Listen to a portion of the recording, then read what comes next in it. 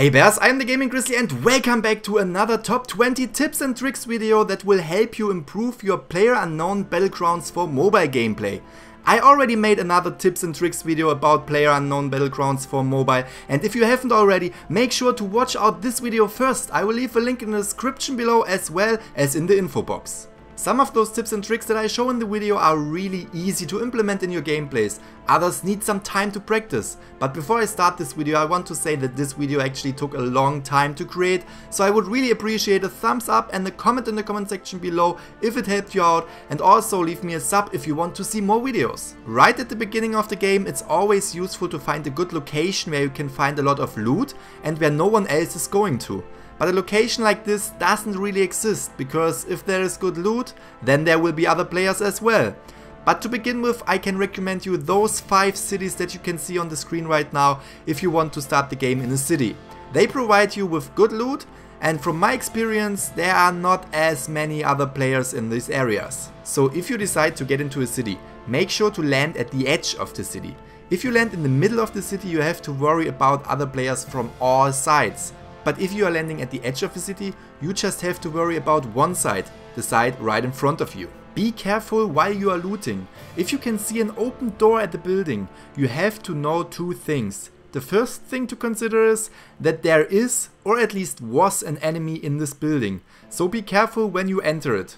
The second thing is, since there was someone in this building, you will probably not find any good loot in there because someone else just got it first. With that said, close doors behind you to trick people into thinking that there is no one in the building, so you can easily surprise them. Or if you are hiding in the building and you don't look at the door all the time, you can at least hear the doors opening and you know that there is an enemy approaching. But even if you get into a house with closed doors, be careful.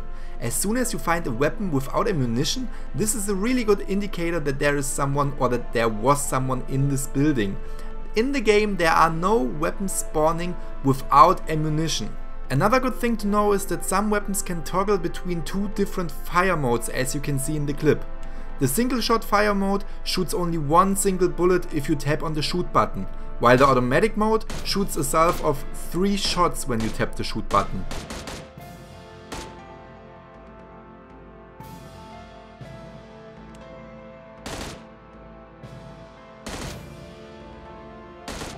There are pros and cons of both of the modes. If you are shooting with the single shot mode, you only shoot a single bullet, but you don't have the disadvantage of a lot of recoil.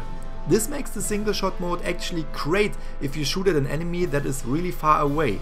Therefore, if an enemy is close by, you could use the automatic mode to shoot him down faster, and it won't matter that you have an accuracy disadvantage. My recommendation for you is to try out both of the modes and play with the mode that you prefer. In my case, I always toggle the weapons to a single shot to have a better accuracy. If you are wondering what kind of ammunition you need for a specific weapon, but you can't remember what the ammunition has to look like, just open up your inventory and tap on the ammunition. It will give you the information what weapons are used for that kind of ammunition.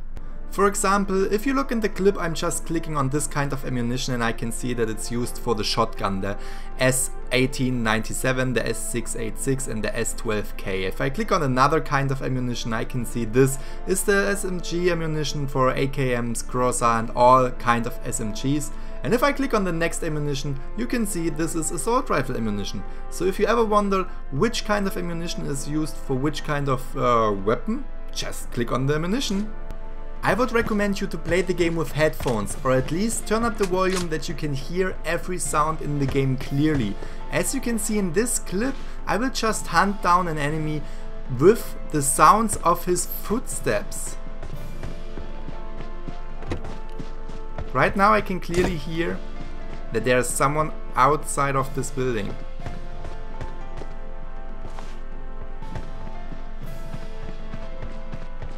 I still can hear him walking around the building, so I'm trying to find his position where he is, and there we go.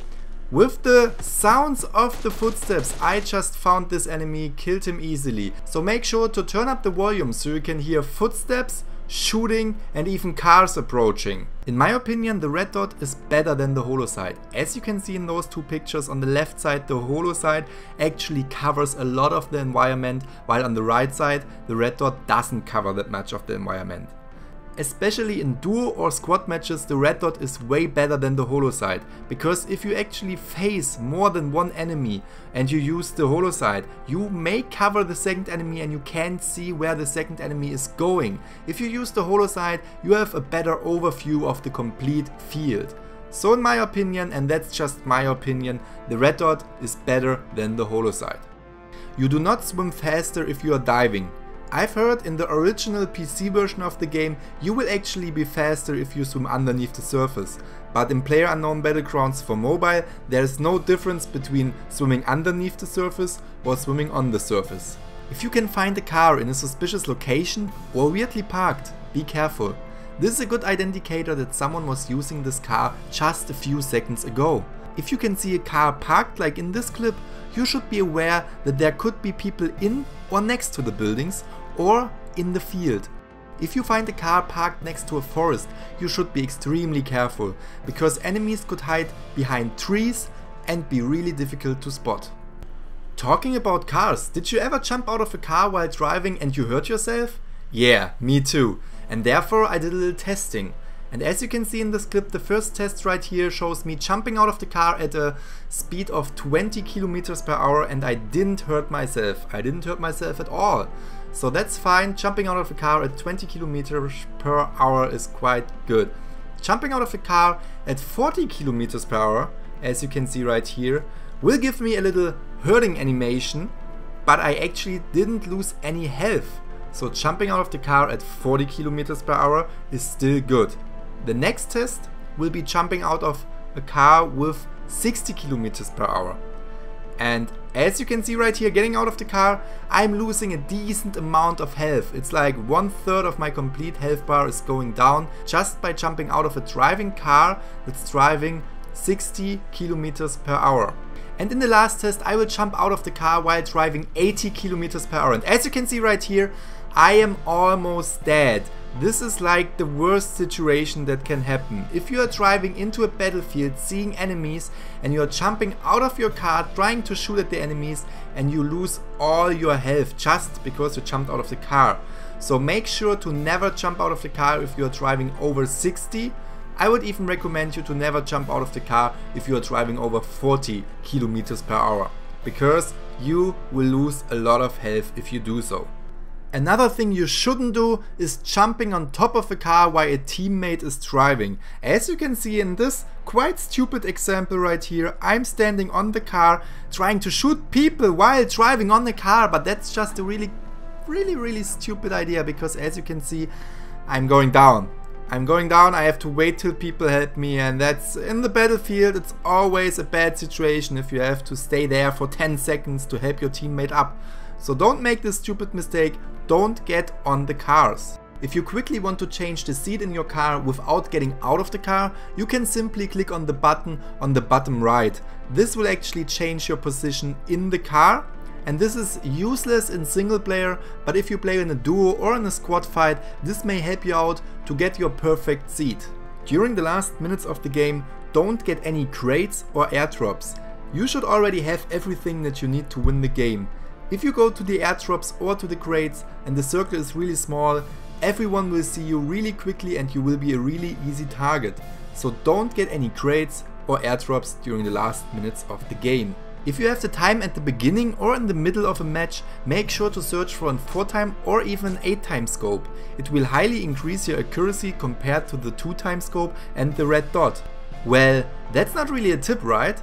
But my tip for you right here is keep a red dot in your backpack for the final moments. As soon as the circle is really small, I prefer to change my 4 or even 8x scope with a red dot. And my favorite equipment during the final moments is actually to have 2 assault rifles. One equipped with a 4x scope and one equipped with a red dot. So I can quickly change depending on the situation which scope I need and win the chicken dinner.